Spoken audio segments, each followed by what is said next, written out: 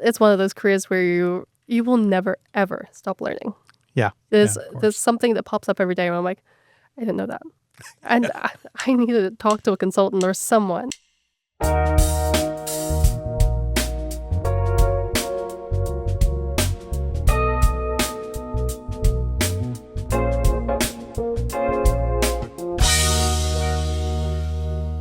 This episode is about practical sustainability and how thoughtful design can create value for both people and place.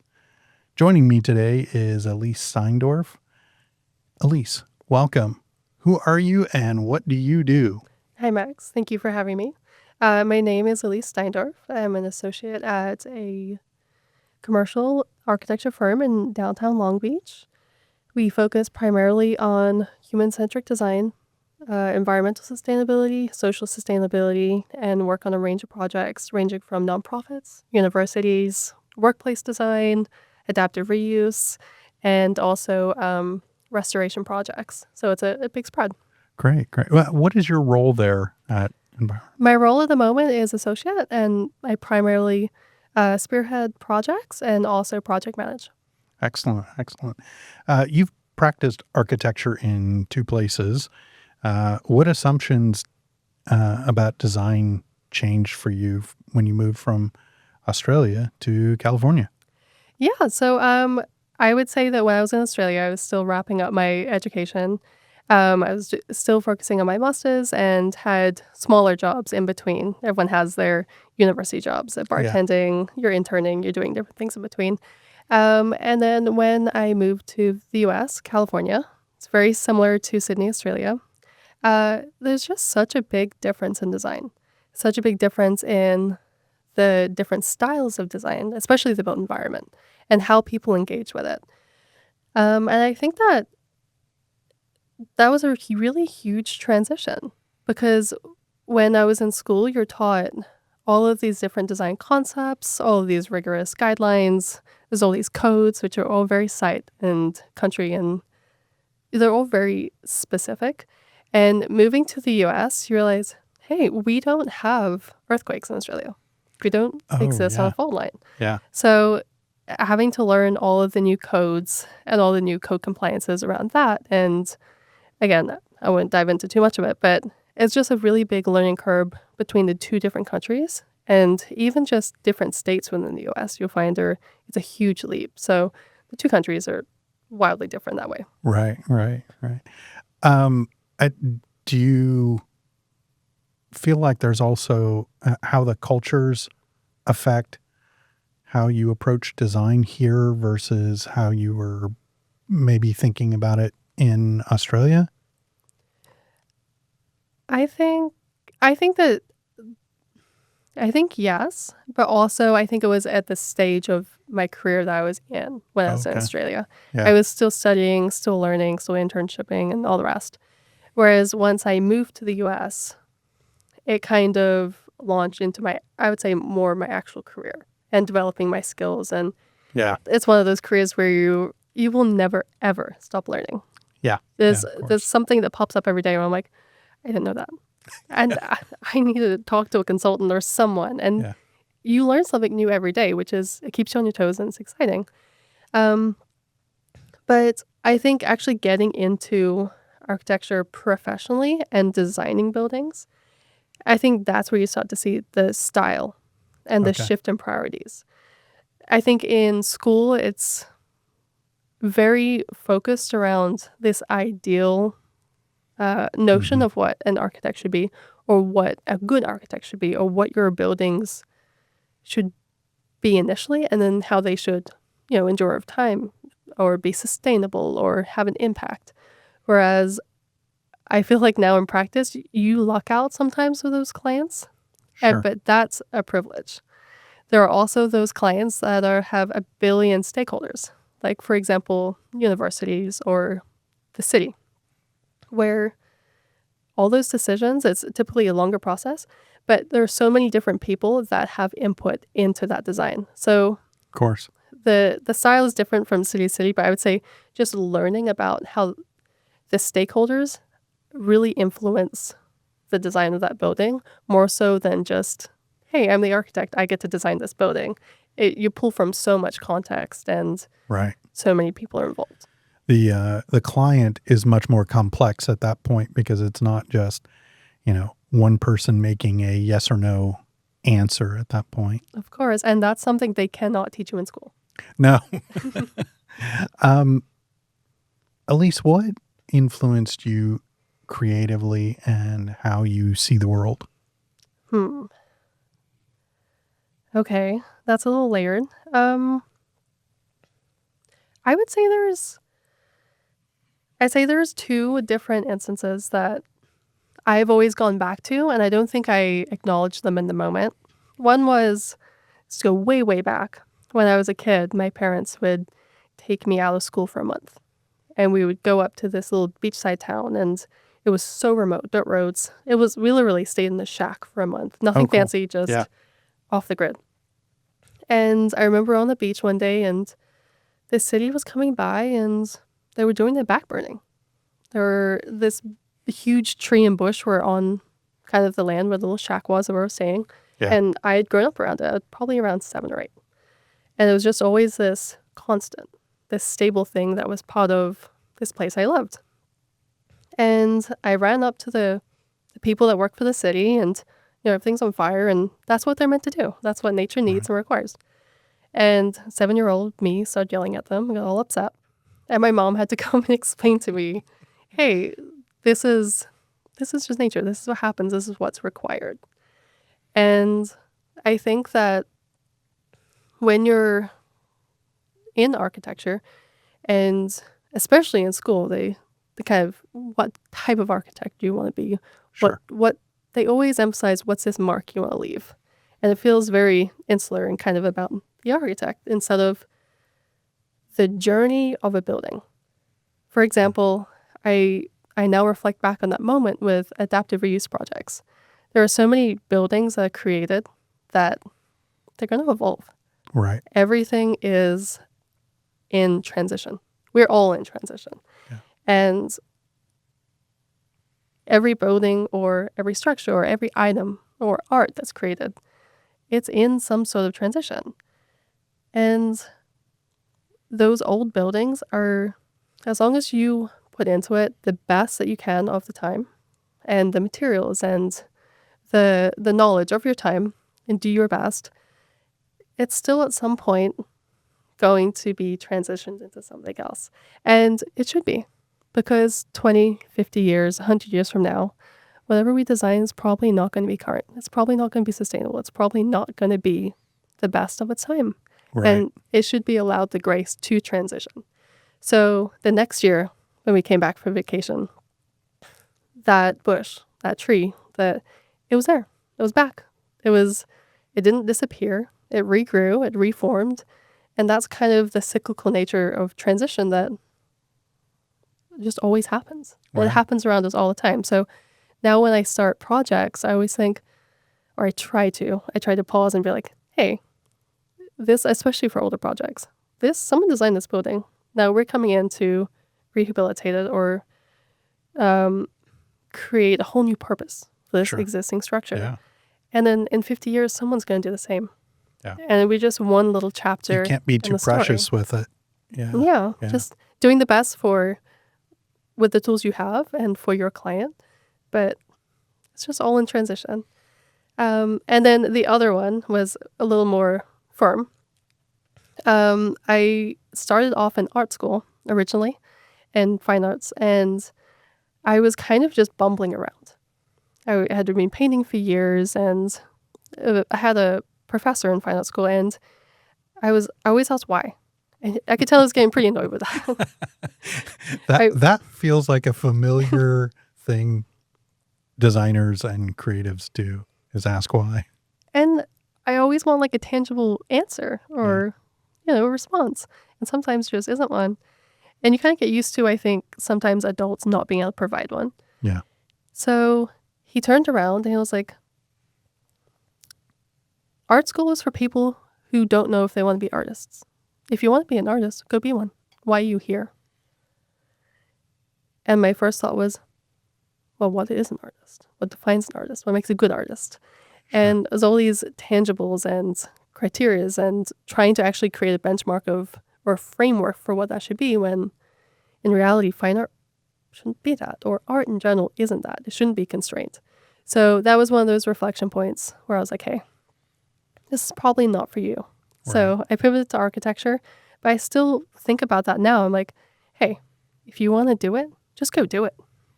Like, Yeah. there's always these hoops and hurdles and things you have to jump through, but there's always people out there who are less qualified doing what you want to do. It's just that initial leap of pushing yourself to do it. So I'm glad you pushed me. I probably would have spun around in circles in that, degree for a little bit and needed that kick in the butt. Or become a failed artist. Or that. and really kind of questioned yourself at that point. Yeah. Yeah. What project has taught you the most, even if it didn't succeed? And like, what kind of failures have you learned from as a practicing architect? There's one project I actually think about a lot from architecture school, which now that I'm in practice and we are dealing with a billion different consultants all the time, I'll explain it just a little bit. It was a conceptual studio. So we were posed with the question of, hey, how do you design a temporary pavilion in the desert that is sustainable? So we designed this double helix kind of corkscrew structure that would be excavated into the ground, and people would have a journey. You'd go down, you follow one path, and you come back out, and there'd be no electrical or lighting, or all of the ventilation is passive, and we'd only use somehow natural lighting with just skylights and 50 feet down the ground. And where it's all just going to be rammed earth and there's no structure and all these Very things. optimistic. Yeah. Yeah. And I think back on that project all the time because now for even just the smallest project, we have electrical engineers, mechanical engineers, plumbing engineers, we have a civil engineer, the fire safety. Yeah.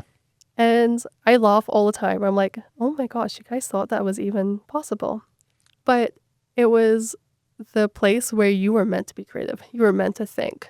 And I now try to think back of that project, even though it was so silly and so crazy and so out there, trying to bring a little bit of that whimsy back into a regular studio, into a commercial studio where you're like, hey, what if? Maybe just like when one piece of that or an element of that pushes beyond what we do daily, if you will. Yeah, and just like bring back a little bit of whimsy. But it's hard to have the time to toggle your brain between the very, very technical nature of what we do and also being creative because you need space to be creative in nature. Yeah. Yeah. I would say there's one other project recently which I would say it was a success for the client, but it took a lot of reflection on my behalf of, that's not where I thought it would land. So we worked on a residential project over on First Street in Long Beach. Beautiful neighborhood, huge lot. And there was an existing multifamily structure there. We're completely renovating the interior, adding new bedrooms, new bathrooms, and providing a revamp of the exterior facade. And also creating what was proposed as an ADU into the rear of the property. However, that very quickly developed into an actual duplex. So we almost tripled the number of bedroom bathrooms on that block. The clients were fantastic. They were amazing. And we came up with these renders. And it was one of the very first projects, it's long completed now, very first projects that I got to design and project manage. And came up with all these renders and the client signed off and everything was approved and it all went swimmingly. Yeah. But we weren't commissioned to do CA, like construction management. So on my off time, I'd duck into the project and be like, hey, how's it going? All the rest. And noticing that the clients were, even though they were thrilled, a line had swapped. Or the finish on the stair treads had changed or just something little. And I think the project wasn't a failure. In their eyes, it was this huge success. But in my eyes, I was like, it could have been this, and it landed here. Yeah. But it's not about me. It's about the client. That's what they're happy with. It's Right. their project. And we were able to weasel in a few little sustainable changes and choices and all these little details that they can value engineer certain things, but they can't value engineer everything. So Right. even Right. if you start, your design starts here, you're probably going to end up here. But it's better than ending up here. Yeah, exactly. Exactly. Yeah, it's interesting. We experience that a lot with value engineering of projects, that if at the core you're starting at a place that is better, then, it may remove some of the things that you are like not necessarily holding precious, but you're like, oh, that really makes it sing, or something like that. But with those removed, you still at the core have a much better solution than where you started. Yeah. Just like even the little win, Yeah. better than no win. Yeah. I think that's a hard lesson, because I think as a young designer, and I mean, I've been doing this a long time, and I still, are like, oh, but we could have had this, but still understanding that, this is what we're paid for, is to make it better. And as long as we are making the outcome to either our client or the user, if people that come and live in that space or work with that object are, their lives are improved, or not made worse. Yeah. In a lot of cases. Always try to do better, even if it Yeah. keeps you up later, the details after the fact. You talk a lot about practical sustainability. I think that kind of leads into some of these types of solutions. How do you move beyond kind of the buzzwords of sustainable and green and actually make it part of a project? I think that that's a tough question, because I also feel like sustainability is so heavily pushed. It's such a hype word. It's such a trigger ready Mhm. word for any project that's getting started. Let's be sustainable. Let's be socially sustainable. Let's make the project as optimum as it can be. And although we would love to do that, it's kind of a privilege at certain points. So many of these sustainable building methods and practices are expensive. Yeah. A lot of the day-to-day people renovating their own homes, or smaller commercial projects, Yeah. it's not a matter of, oh, we don't want to do that. It's they can't afford to often. So I think this level of practical sustainability of just including small wins, like say, for example, the client can't use solar panels, or they can't use a heat pump, or they can't use certain type of sustainable system that we'd like to, utilize. At least use a higher grade of insulation, or incorporate a rain garden, or incorporate passive ventilation, or it may not be all perfect 20 points. But if you can just get 8, you can just get 10, if you can just get 15, ideally we would love to get the 20 points. Right. But these days you see these beautiful LEED gold or platinum buildings, and we're actually working on one now in the studio, and it's almost been years. And it's going to be a fantastic feat of a building, and we're going to be so proud of all of the systems, how they work together, and the extensive consultants and teams that go into these buildings. Sure. But that's not accessible to the regular person. Huge corporations, yes, but it's just, I think, approaching practical sustainability as it doesn't have to be perfect, but count your wins where you can, because it's so much better to have 5 sustainable items in one project, 10 over here, 3 over here, 4 over here, whereas a developer or someone else may not even think of sustainable items at Right. all. So if you think of it more of as a community collective of how you can have moments of good within the community, and I think that is more impactful than trying to push fully sustainable buildings, the client being like, hey, we can't afford that, and getting cut from the project. So just trying to weave it in, and also creating a narrative and really selling sustainable items, such as, hey, if you have solar panels or if you have a heat pump, which is kind of like the equivalent to like a more sustainable HVAC system, Right. this is actually going to save you money in the long term. Your clients and your tenants are going to thank you later because the cost of, utilizing Operating. utilizing that space is going to be so much lower. But that's part of the client onboarding and evaluation of, does this client own the building? Mm-hmm. Are they going to be in the building 5+ years? What is the timeline of how they're going to operate and utilize it?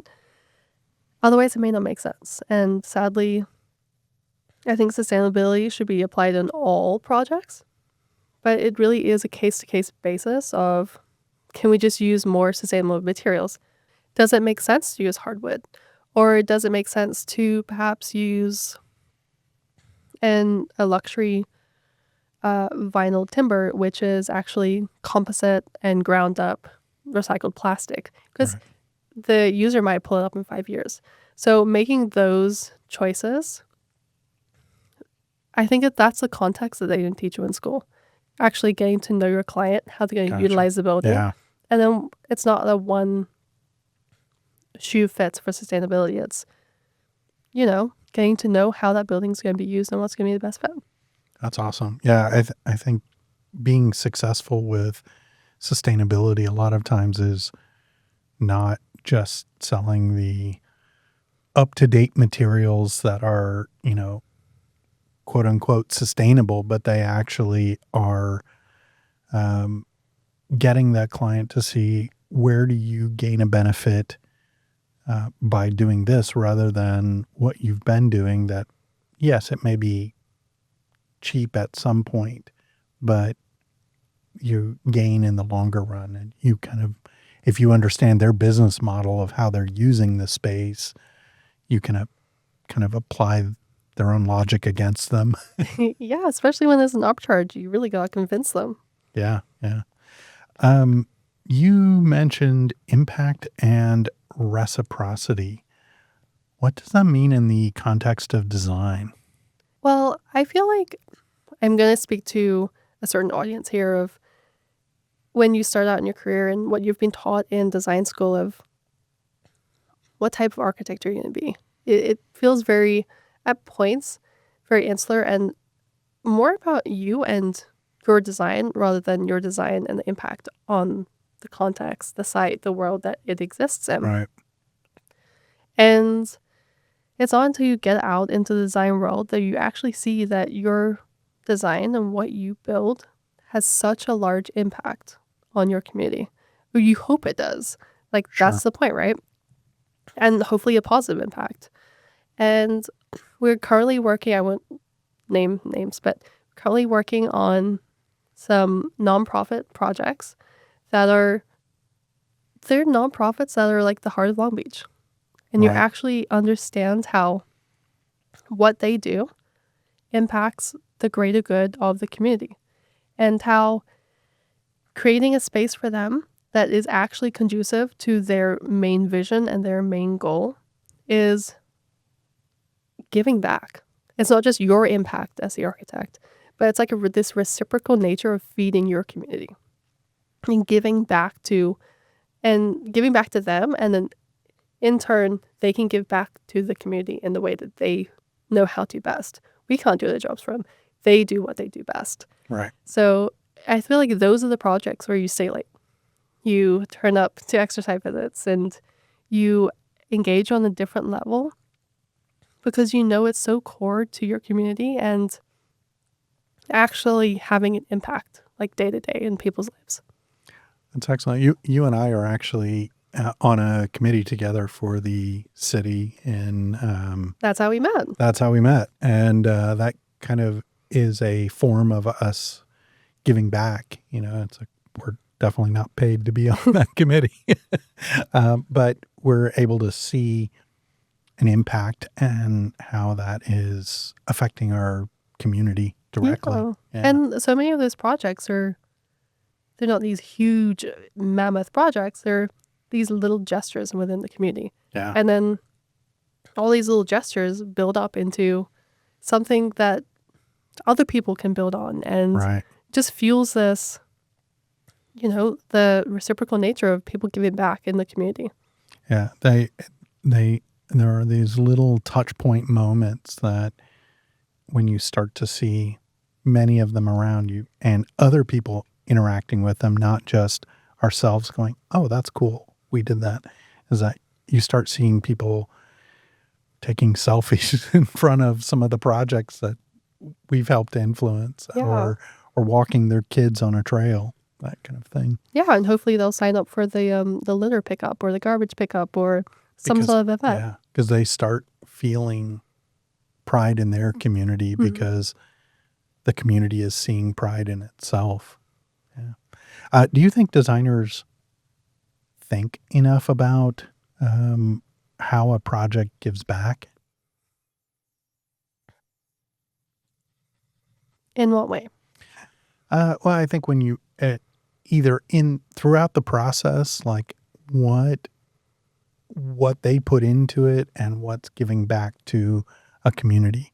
Do you think that designers are community minded enough? I guess. I think a lot of us want to be. I think most of us are trained to do exactly that. Yeah. But at the end of the day, I think a lot of us fall short, not because of good intentions, but because of community outreach Hmm.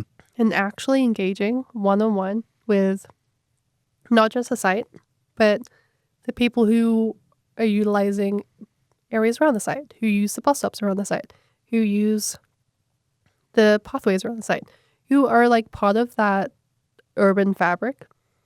So I think that we all will try to do our best, but actually getting into the community and having a conversation with a neighbor who walks by the site and be like, hey, what do you think of this neighborhood? What could be better? Like, what would you like to see?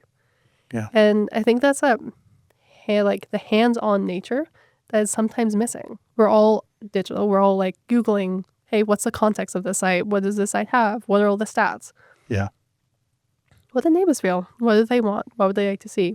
And then like really communicating with the client and that local community to embed your design that is actually going to impact it and impact maybe their children or the local school or local food bank or something in that area that isn't just, hey, here's a building. We ticked all the boxes. Or, hey, we thought it was sustainable, but like maybe it wasn't sustainable in the way that would actually be most beneficial for that community. Sure. It's just like a blanket. This would be great to have as a sustainable element on the building. But what would actually be sustainable for that exact site in that context? So I think getting into the community more and probably away from our computers. I'm going to sound like such an Right. old person. Yeah. I think it's really beneficial just being on the street talking to people, being a part of the DLBA and talking to different business owners. I've been out in the community and they're like, oh, have you heard about the DLBA? And I'm like, oh, yeah. And then I'm on there and just like hearing feedback and what they would like and just these small things, like these small little moments of difference where if people just listen to, Yeah. change can be enacted.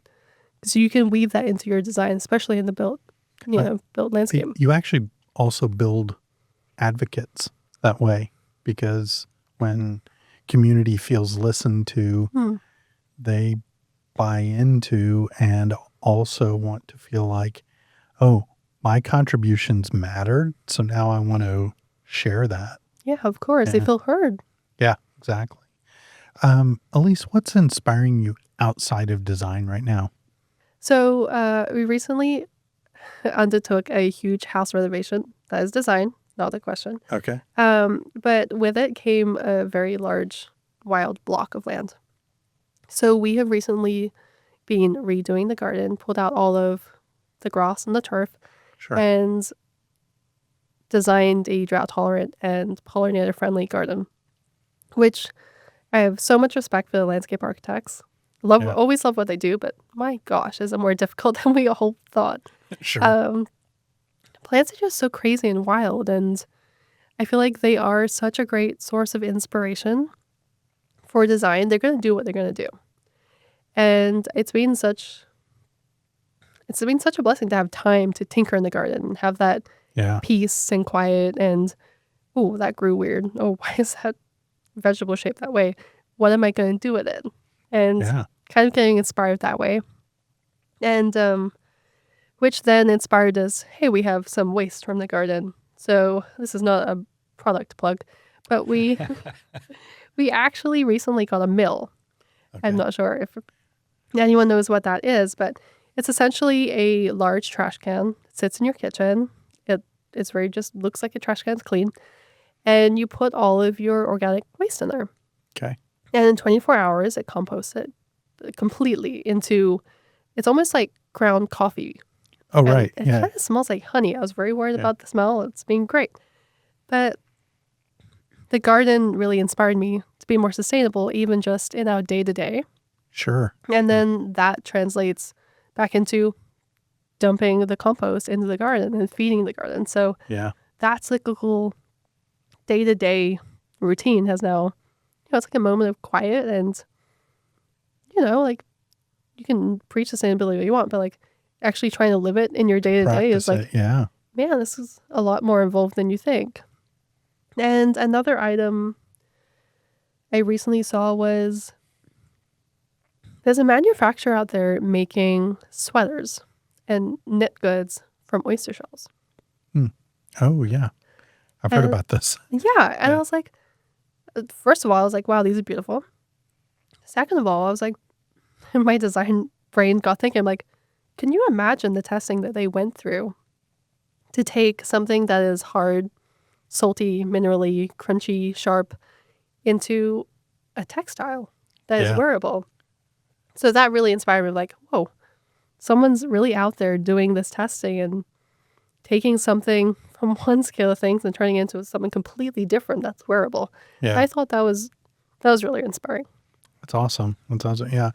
The kind of material science of stuff that happens in laboratories that is not necessarily intended to be like artistically inspiring, but it definitely drives a lot of those thought processes of similar to what you're saying with the wonky vegetables. What do I do with that? It's like Yeah. that's different. Elise, what does success look like for you now, and how has that changed over time? Um, I I think originally success was, you know, designing, creating these buildings and just having them exist in the world, which is when you start out just like the end goal. Yeah. And then you're like, hey, I want this to be like a stand-up building. I want it to be something amazing, whatever. And then you leave school and you realize you're the tiniest little cog in the firm. Yeah. And it's so grounding in a way. And you leave and you don't even know what you don't know. And finally getting to the point in my career where I will forever want to learn something new every single day. Yeah. And I think that you should always be teachable and like want to be, I want to teach and also want to be taught things because there's so many things you don't know. And being surrounded by so many amazing consultants and professionals, like there's always something like a Yeah. drawing style or something where someone's being more efficient or I never thought of this landscape design there's so many different realms that we're surrounded by. Yeah. However, once you get into it, there's a certain phase in your career where everything is technical. You're learning all of these different skills because they cannot teach you everything in school. And I'm finally circling back to this point in my career where not every single day has to be a challenge or learning Gotcha. something new or Yeah. like you obviously want to keep learning, but you actually get this little relief of I've got this. And then I've been looking back maybe a year at a time, like, hey, I'm doing this task, but that was really difficult at the start of the year. And now I've got this. It's easy. It's not mundane, but it's doable. It's not stressful. Yeah. And then you get a few more years on, kind of where I'm now, and you're like, okay, it feels more calm. So I think my idea of success is being able to have the space to now move back towards focusing on creativity Gotcha. and actually breaking up my day and zoning out. Hey, for this first block of 5 hours, we're just going to be creative. You get emails, things are going to happen, but Yeah. you actually have that downtime to do what you love instead of really using the other side of your brain where you're always tinkering in the technical and the Yeah. emails, the client relations, all the rest, but like really getting back to designing the like fundamentals. I feel like that's kind of at the moment my definition of success, and definitely still working on that. That's great. That's great. Looking ahead, where do you see design as most needed in the next 10 years? Hmm. Man, that's a big question, isn't it? Can be. Could be everywhere. um, I feel like the go-to answer is like AI or something large or something bigger than us or something new. I more see it as something smaller and How so? local. How so? I think that much like the DLBA, there's been this lack of engagement in our local community. And a lot of these design solutions trickle down from larger government, and which is amazing. We're currently in a period where we can't trust. Yeah. So I think that the local community needs to step up and step up for each other. And I think that a lot of these design solutions should be crowdsourced from our local community. Something better for schools, something better for libraries, better for parks. There's so many families in our local community who are suffering, and they need the support of our local city, their neighbors, and their community. I read recently that the local parks are being utilized so much more because daycare is just so darn expensive. Sure. So I think instead of thinking large scale in design, how can we actually design new community spaces that help our neighbors and, our close and surrounding community? How can we generate parks that are better and more inclusive, not just for 5-year-olds or dog parks, but like, For the whole community. yeah, from ages like 3 to 18. Yeah. We should have programs that are, designed for every age group. That's great. And it definitely ties into being more engaged with your community and understanding what the makeup of that community is. Yeah, getting Yeah. to know your neighbor. Yeah. If you could go back and give yourself, the younger self, or maybe I should just say less experienced self, any advice, what would that be? I think that if I had to go back and give my younger self some advice, it would be to slow down a little bit. Okay. Take a pause. I think that you always think that there's this deadline, there's this upcoming meeting, or there's this, all these different factors that get bunched into your day to day between designing and then going to site and meeting a new engineer or all these things. It's like, take a pause. Don't walk into that meeting stressed. Be on time, but actually show up in a more calm way. Yeah. Like being over prepared and stressing yourself out doesn't help you or anyone around you. So taking a beat, even like pre-preparing the night before and be like, hey, this is what we have going on. Even though you do that, I think being more present and be like, everyone around you is someone else is going to turn up late in this meeting. Someone else is going to forget something in this meeting. Someone else is going to do something or say something they probably shouldn't. And just like giving yourself a little more grace instead of trying to be perfect every single step of the way, because people get burnt out. And Yeah. I feel like when you're first starting out, people want to be perfect all the time, and it's just not possible. So give yourself some grace and, take a breath. Yeah. I think learning along with that grace is saying, learning to be able to say and be okay with, I don't know, but I will get back to you. Of course, yeah. Kind of thing, rather than feeling like you have to fill it with an answer that might be wrong. Yeah, it's okay to not know something. Sometimes you're not going to know what you don't know, and that's hard part. But there's going to be someone around you who does know, so be vulnerable and exactly right. Ask the questions. Awesome. Ellyse, this has been a great conversation. Thank you so much for taking the time. I'm Max Beach. Keep asking questions.